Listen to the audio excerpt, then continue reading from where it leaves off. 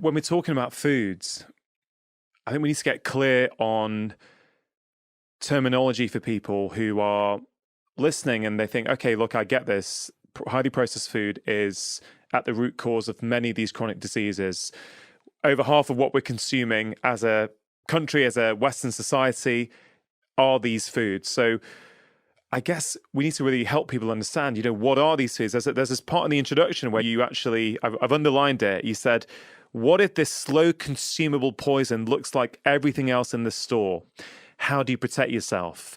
And that's kind of part of the problem, isn't it? It's so normalized that I think many people don't really understand anymore. Well, what is a processed food? What is real food? So can you help us try and understand that? Right. Yeah. One of the first questions we ask in clinic, we used to ask is, mom, the mom and the kid come in, for obesity clinic, and we ask mom, what do you consider food?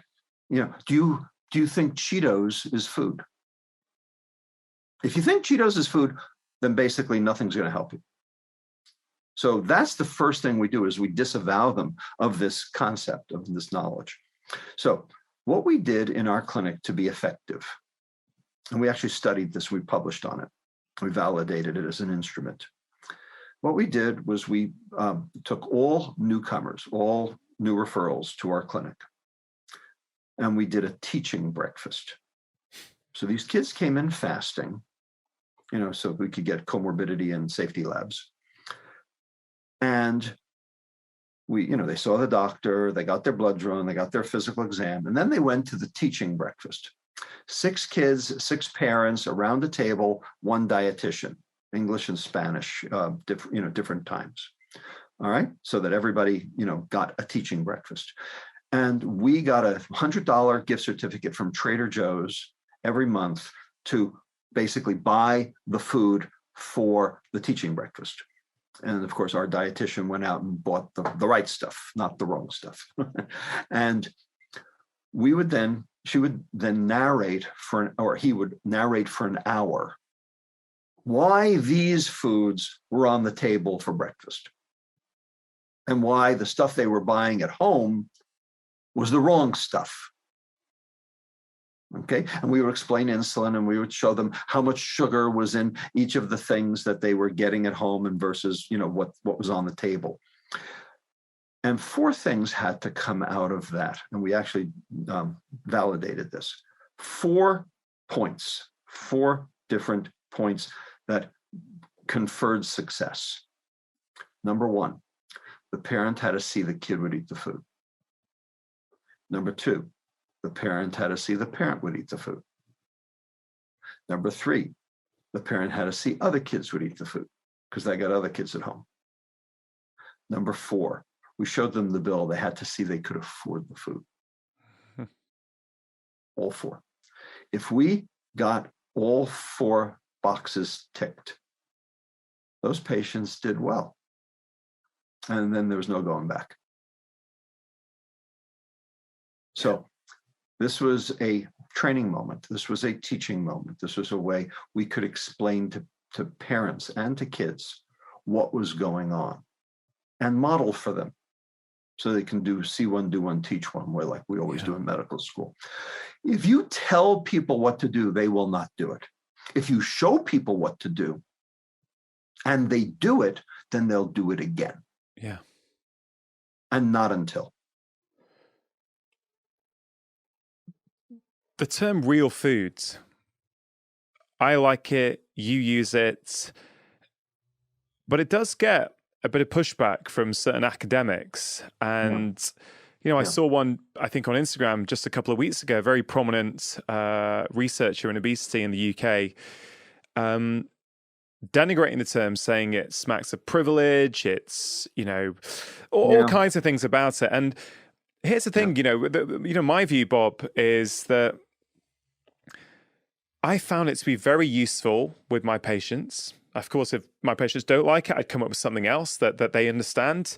But generally speaking, I think the things like, would your grandparents recognize it as foods? I think people find it quite helpful. Or does the food packet have more than 5 ingredients on it or not? As a kind of general rough rule, they're not perfect, but they're all kind of guidelines to try and help people make sense of this ultra processed food environment in which they're living. And I wonder why there's so much criticism. It's like, these things are there to help people. If you find it helpful, great. If you don't, fine, use something else. But I find a lot of people, particularly in medicine and academia, look down on these kind of what are considered simplistic terms. Yeah, I've heard those complaints also before, and I've heard about the quote smacks of privilege also. Basically, what we're saying is real food is food that came out of the ground or animals that ate the food that came out of the ground. That's real food. Okay. As soon as a human touched it, now it's processed. Just a question of the degree of processing also. And, I'm sure you're familiar with Carlos Monteiro at the University of Sao Paulo, developed this system called the NOVA system for the degree of processing, which I actually think is, the right way to go. It's not because it's not what's in the food, it's what's been done to the food that matters. All food is inherently good.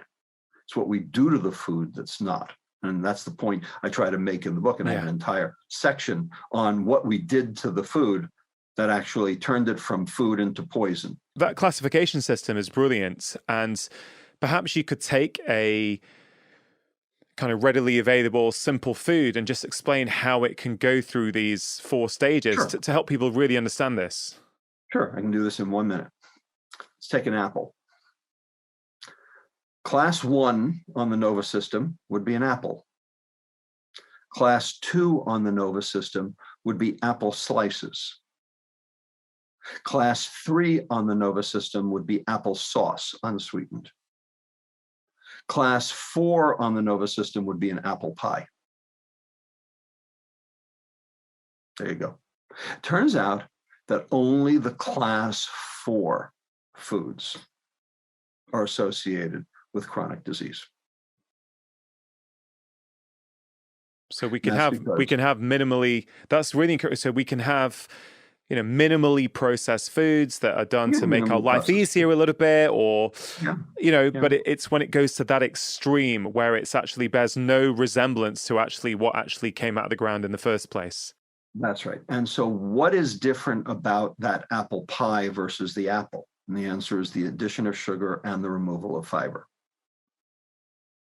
So this now brings us to the question you asked me earlier about the protect the liver, feed the gut. So the addition of sugar is what basically floods the liver, because the liver, only like alcohol, only has an innate capacity to metabolize a small amount. We know how much sugar we can metabolize. And it's not that different from the amount of alcohol that we can metabolize, because the metabolism is virtually the same. Point is, you can overwhelm your liver's capacity to metabolize sugar.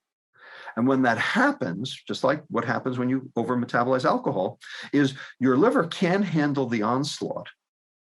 And so it has to take the extra and turn it into fat. And there are enzymes in your liver that turn sugar into fat. It's called de novo lipogenesis, new fat making. And there are 3 enzymes that in concert that do this. One's called ATP citrate lyase, the other one's called acetyl-CoA carboxylase, and the last one's called fatty acid synthase. These 3 enzymes are being driven by excess substrate, and that substrate is fructose, then turned into acetyl-CoA by glycolysis.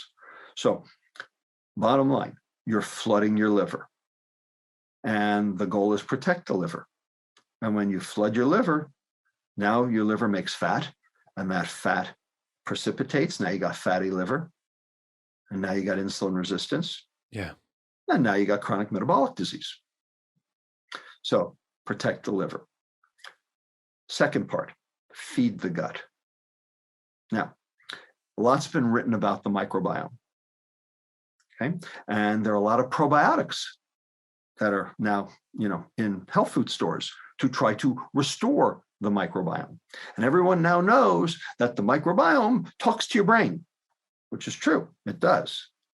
The question is, would taking a probiotic, a bacteria, work?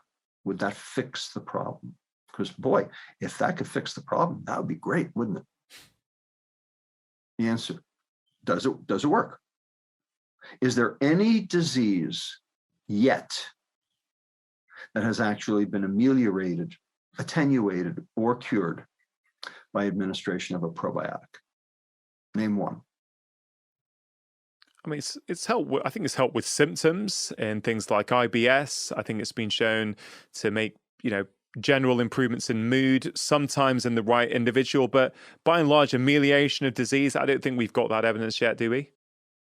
Well, we certainly don't, and the reason is because it doesn't happen.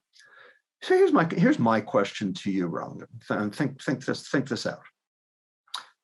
These probiotics, they're bacteria. They're live cultures, right? Yeah. They're alive. Whether they're in a pill or not, they're alive. You swallow them. Those bacteria should be able to populate your intestine, grow, take hold, and basically, contribute to your microbial diversity. Yes? Yeah. Concept, right? Why do you have to keep taking them? Why can't you just take one? Why have to take them every day? Yeah, well, a lot of them just pass straight through, don't they? And that's right. A lot of them pass straight through, or they die right there in the intestine, which is exactly what happened to the ones as to why you don't have them there in the first place, because they're already dead. Because the intra-intestinal milieu that the bacteria find themselves in is not conducive to their growth. Sorry to interrupt. If you are enjoying this content, there's loads more just like it on my channel. So please do take a moment to press subscribe, hit the notification bell, and now back to the conversation. The ones that you basically had before have already died. And so you take them every single day, and they're still not populating your intestine. They still haven't actually taken hold and thrived and contributed to your microbial diversity. So basically, they're not doing very much, which is why we haven't seen any amelioration of any disease yet. Because probiotics are not working upstream. You have to change the intestinal milieu first. How do you do that? That's what a prebiotic does. So what's a prebiotic? A prebiotic is food for those bacteria that will feed them so that they can grow. And what's the nature's perfect prebiotic? Fiber. Fiber. Fiber is not food for you. Fiber is food for your bacteria. But when we took the fiber out of the food to process it, because fiber basically reduces shelf life, when we took the fiber out of the food to process it, we are now depriving our bacteria of the food they need to be able to live in symbiosis with us. And so those bacteria, the good bacteria, are dead. The bad bacteria have taken over. And the bad bacteria is sending all sorts of bad signals, actually suppressing serotonin generation in the intestine, thereby reducing the anterograde transport of serotonin back up into the nucleus tractus solitarius, and that's called depression. Yeah.